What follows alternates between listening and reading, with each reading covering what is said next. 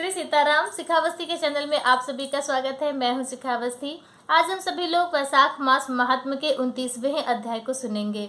इस अध्याय में महीने की 3 अंतिम तिथियों का वर्णन है कि यदि किसी भी कारणों से किसी भी भक्त ने वैशाख मास में कोई भी पुण्य कर्म नहीं किया है, उसने कोई भी दान पुण्य नहीं किया है, और यदि वह इन 3 तिथियों में नियम पूर्वक स्नान, दान, पूजा पाठ करता है तो उसे पूरे महीने का पूर्ण फल प्राप्त होगा।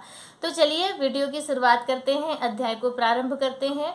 उससे पहले आप सभी से रिक्वेस्ट है कि यदि मेरा वीडियो अच्छा लगता हो, उससे आपको कुछ जानकारी मिलती हो, कुछ मदद मिलती हो, तो प्लीज़ वीडियो को लाइक किया कीजिए और कमेंट किया कीजिए। यदि आप पहली बार चैनल पर आए हैं तो चैनल को सब्सक्राइब कीजिए। अब हम अपने अध्याय को प्रारंभ करते हैं। अपने गुरुदेव भगवान गणेश भगवान और नारायण भगवान का ध्यान करते हुए वैशाख मास महात्म की पवित्र पावन कथा को सुनते हैं। वैशाख मास की अंतिम 3 तिथियों की महत्वता। श्रुतदेव जी कहते हैं कि हे राजेंद्र, वैशाख के शुक्ल पक्ष में जो अंतिम 3 त्रयोदशी से लेकर पूर्णिमा तक की तिथियां हैं, वे बहुत ही पवित्र और शुभ कारक हैं। उनका नाम पुष्यकरणी है। वे सब पापों का क्षय करने वाली हैं। जो संपूर्ण वैशाख मास में स्नान करने में असमर्थ हो, वह यदि इन 3 तिथियों में भी स्नान करे तो वैशाख मास का पूरा फल पा लेता है। पूर्व काल में वैशाख मास की एकादशी तिथि को शुभ अमृत प्रकट हुआ था। द्वादशी को भगवान विष्णु ने उसकी रक्षा की। त्रयोदशी को उन श्री हरि ने देवताओं को सुधा पान कराया। चतुर्दशी को देव विरोधी दैत्यों का संहार किया और पूर्णिमा के दिन समस्त देवताओं को उनका साम्राज्य प्राप्त हो गया। इसलिए देवताओं ने संतुष्ट होकर इन 3 तिथियों को वरदान दिया था कि वैशाख मास की ये 3 शुभ तिथियां मनुष्यों के पापों का नाश करने वाली हैं तथा उन्हें पुत्र पौत्रादि फल देने वाली हैं। जो मनुष्य इस संपूर्ण मास में स्नान न कर सका हो, वह इन तिथियों में स्नान कर लेने पर पूर्ण फल को ही पाता है। वैशाख मास में लौकिक कामनाओं का नियमन करने पर मनुष्य निश्चय ही भगवान विष्णु का सायुज्य प्राप्त करता है।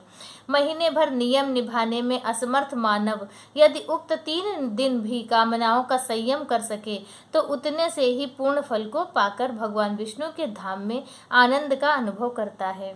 इस प्रकार वर देकर देवता अपने धाम को चले गए। अतः पुष्यकरणी नाम से प्रसिद्ध अंतिम 3 तिथियां पुण्यदायिनी, समस्त पाप राशि का नाश करने वाली तथा पुत्र पौत्र को बढ़ाने वाली हैं।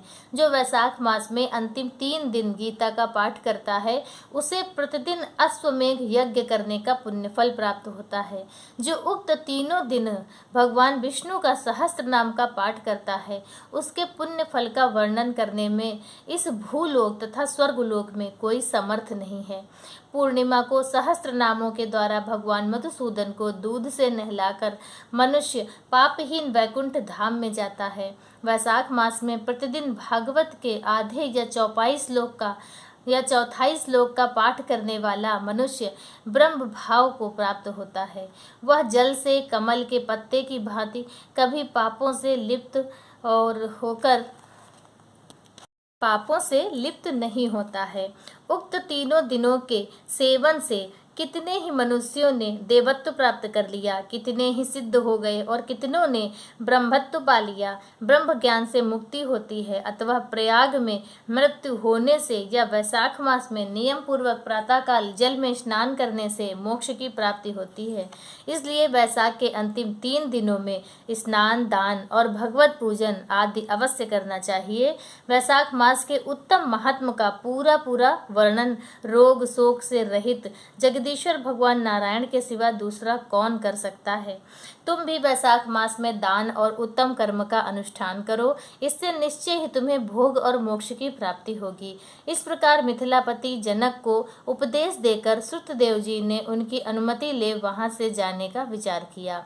तब राजर्षि जनक ने अपने अभ्युदय के लिए उत्तम उत्सव कराया और श्रुतदेव जी को पालकी पर बिठाकर विदा किया।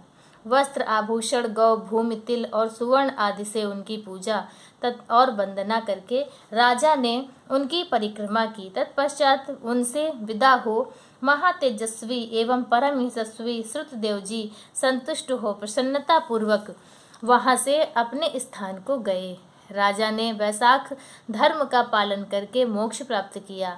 नारद जी कहते हैं, हे अम्बरीश, यह उत्तम उपाख्यान मैंने तुम्हें सुनाया है, जो सब पापों का नाशक तथा संपूर्ण संपत्तियों को देने वाला है। इससे मनुष्य भुक्ति मुक्ति ज्ञान और मोक्ष पाता है। नारद जी का यह वचन सुनकर महायशस्वी राजा अम्बरीश मन ही मन बहुत प्रसन्न हुए। उन्होंने बाह्य जगत के व्यापारों से निवृत्त होकर मुनि को साष्टांग प्रणाम किया और अपने संपूर्ण वैभवों से उनकी पूजा की। तत्पश्चात उनसे विदा लेकर देवर्षि नारद जी दूसरे लोक में चले गए, क्योंकि दक्ष प्रजापति के शाप से वे एक स्थान पर नहीं ठहर सकते। राजा श्री अम्बरीश भी नारद जी के बताए हुए सब धर्मों का अनुष्ठान करके निर्गुण परब्रह्म परमात्मा में विलीन हो गए। जो इस पाप नाशक एवं पुण्यवर्धक उपाख्यान को सुनता और पढ़ता है, वह परम गति को प्राप्त होता है। जिनके घर में यह लिखी हुई पुस्तक रहती है, उनके हाथ में मुक्ति आ जाती है। फिर जो सदा इसके श्रवण में मन लगाते हैं, उनके लिए तो कहना ही क्या। बोलो विष्णु भगवान की जय। बोलो वैशाख मास महात्म की जय। तो इस प्रकार से वैशाख मास महात्म का 29वां अध्याय संपूर्ण हुआ।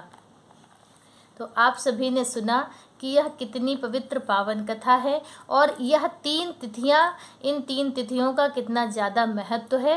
तो यदि आपने भी अभी तक कोई नियम का पालन नहीं किया, कुछ भी आपने वैशाख के महीने में नहीं किया है, तो अभी भी देर नहीं हुई है।